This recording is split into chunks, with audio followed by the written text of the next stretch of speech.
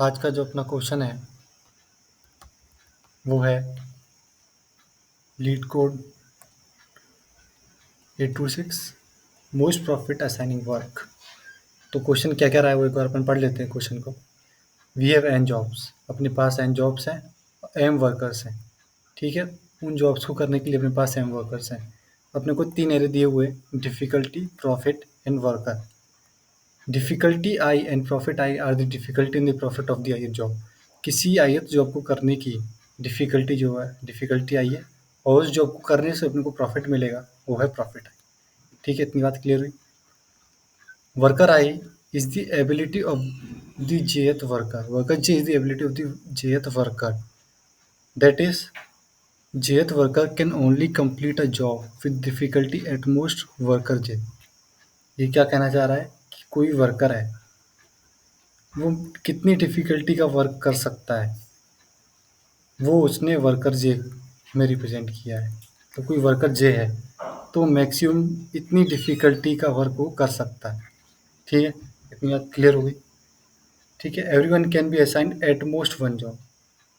तो हर वर्कर ज़्यादा से ज़्यादा एक जॉब कर सकता है, ये बात भी क्लियर है। But one job can be completed multiple times. लेकिन जो अपने पास जॉब्स हैं, एक जॉब को बार बार अपन कर सकते हैं, मतलब मल्टीपल वर्कर्स जो हैं एक जॉब को कर सकते हैं। इतनी बातें क्लियर हुई अपने को। ठीक है, अब अपन एक एग्जांपल लेके समझते हैं। जैसे कि अपने को ये डिफिकल्टी एग्जांपल 1 है, डिफिकल्टी दी हुई है 2, 4, 6 से 10, प्रॉफिट दिया है 10, 20, 30, 40, 50। तो प्रॉफिट जो है डिफ़िकल्टी से मैच है, मतलब डिफ़िकल्टी आई और प्रॉफिट आई एक ही पार्ट है। ठीक है, इतना समझ में आया। और ये वर्कर एरे है 4, 5, 6, 7। तो वर्कर एरे को एक बार समझ लेते हैं किस तरीके से काम कर रहा है। तो वर्कर 4 जो है, मतलब वर्कर आई जो 4 है वैल्यू, वो मैक्सिमम टू मैक्सिमम 4 डिफ़िकल्टी का काम कर सकता है। ये डिफ़िकल्टी है। ठीक है, तो अपन देखते हैं कि वर्कर पहले अपने पहला वर्कर लिया, डिफ़िकल्टी देखी। तो सबसे ज़्यादा डिफ़िकल्टी जो वो वर्कर कर सकता है वो 4 है।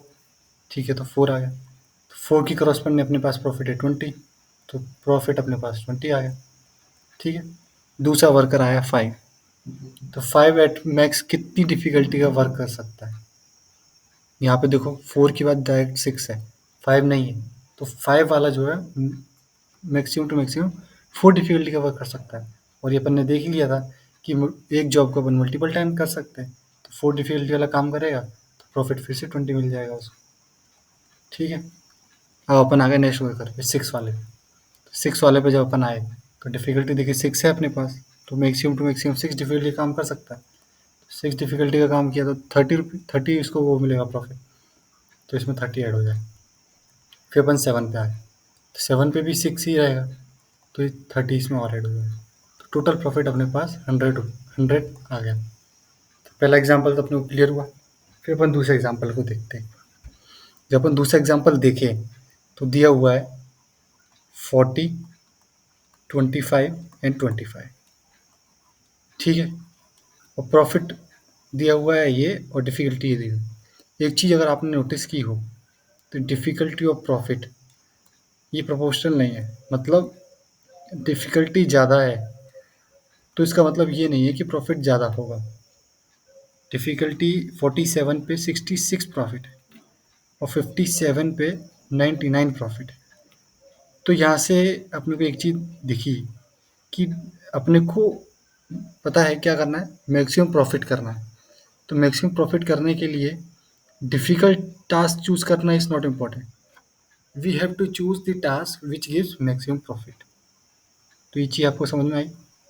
लेकिन मैक्सिमम प्रॉफिट इस चीज़ को ध्यान में रखते हुए करना है कि जो वर्कर जे है वो उस डिफ़िकल्टी तक का काम कर सकता है कि नहीं।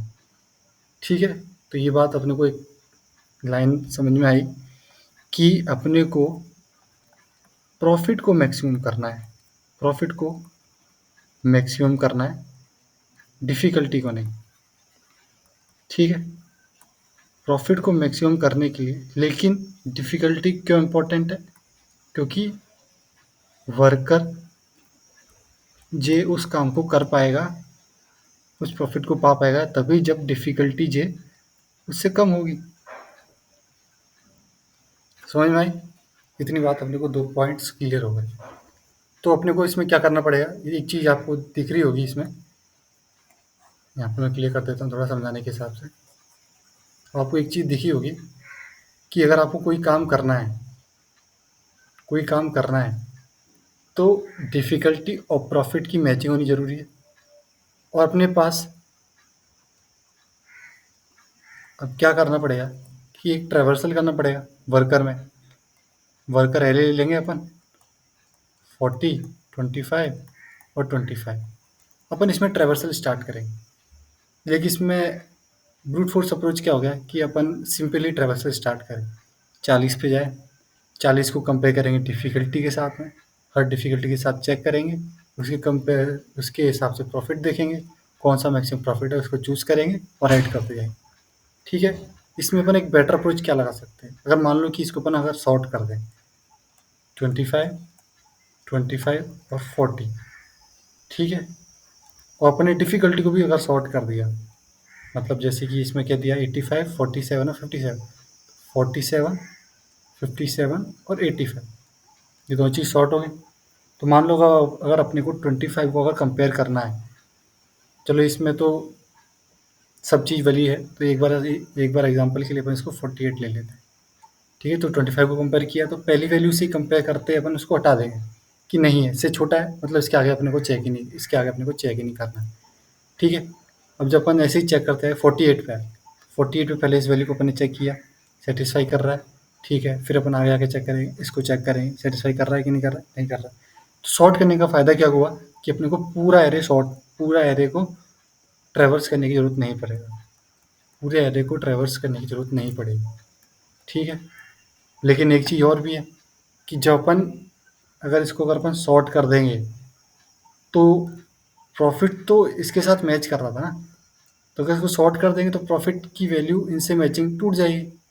तो इसकी मैचिंग बनाए रखने के लिए अपन क्या करते हैं, पेयरिंग कर लेते हैं। पेयरिंग कर लेते हैं मतलब ये एक पेयर्स बना लेते हैं जो अपने को सही वैल्यूज़ देगा, मतलब वर्कर के हिसाब से जो प्रॉफ़िट है, मतलब डिफ़िकल्टी है उसके हिसाब से जो प्रॉफ़िट है, उसकी मैचिंग बना लेते हैं।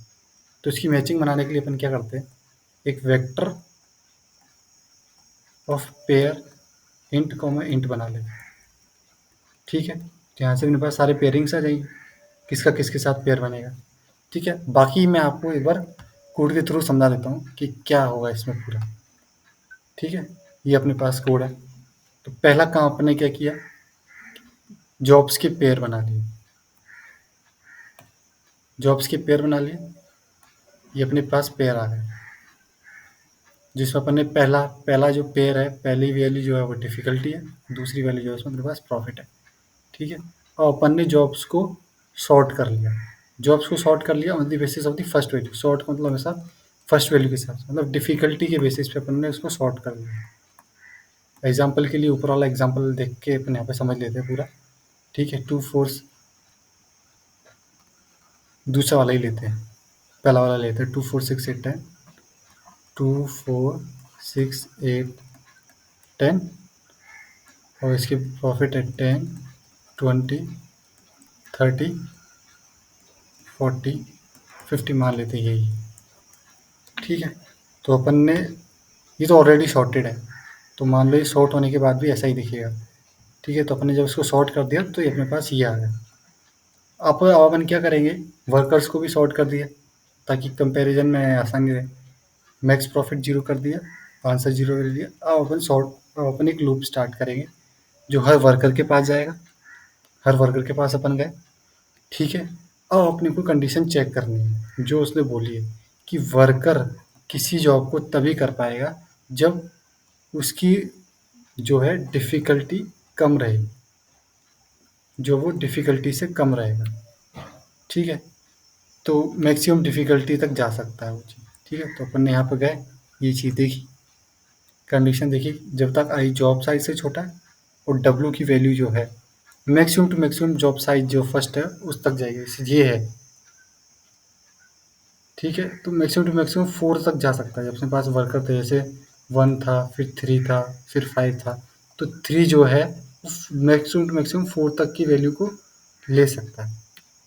ये चीज़ क्लियर हो गई। तो अपन ने मैक्स प्रॉफिट क्या किया, मैक्स प्रॉफिट और जॉब आई की जो सेकंड वैल्यू जो अपने पास पेयरिंग जो बनी थी उसमें सेकंड वैल्यू है वो अपन ने ले ली। क्यों किया ये चीज़ अपने को पता है?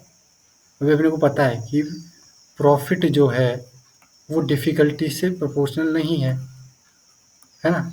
तो कहाँ जहाँ डिफ़िकल्टी ज़्यादा है वहाँ प्रॉफिट कम भी हो सकता है। अपने को तो मैक्स प्रॉफिट चाहिए, तो मैक्स प्रॉफिट भी तब तक चाहिए जब तक वो डिफ़िकल्टी की रेंज के अंदर है। ठीक है, तो ये चीज़ अपन देख लें कि मैक्स प्रॉफिट लेते जाएंगे, आंसर मैक्स प्रॉफिट प्लस कर देंगे, लास्ट में आंसर रिटर्न कर देंगे। ठीक है, अगर आपको एक बार और समझा दूँ मैं क्वेश्चन को थोड़ा और क्लियर करें।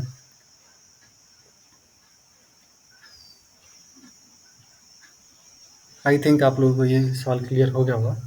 मैं आपको एक बार और कोड के थ्रू समझा देता हूँ क्या कर रहे थे अपन इसमें। पहला काम करना क्या था अपने को, पहला काम किया अपने पेयर बनाया डिफ़िकल्टी और प्रॉफिट का ये पेयर बन गया। अब अपन ने इसको सॉर्ट कर दिया on the basis of difficulty. ठीक है, फिर वर्कर्स को सॉर्ट कर दिया ताकि कंपैरिजन अपने को आसान रहे। अब सॉर्ट करने के बाद और फिर अपन इसमें कंडीशन लगाएंगे, जब तक अपन वर्कर्स के अंदर है, ठीक है, तब तक अपन मतलब ट्रेवर्स करेंगे एरे को। और जो अपनी वर्क है वो कौन सी अपन वर्क कर सकते हैं जो जॉब आई से छोटी हो। ठीक है, तब अपन उस वैल्यू को लेंगे, उसके कॉरस्पॉन्डिंग मैक्स प्रॉफिट क्या आएगा, जो जॉब सेकंड उसकी जो सेकंड वैल्यू है, क्योंकि अपन ने सेकंड वैल्यू में उसको प्रॉफिट को स्टोर किया है, तो यहाँ से प्रॉफिट आ गया, मैक्सिमम वैल्यू आ गई, अब वहाँ से अपन देख लेंगे। तो ये था अपना आज का क्वेश्चन।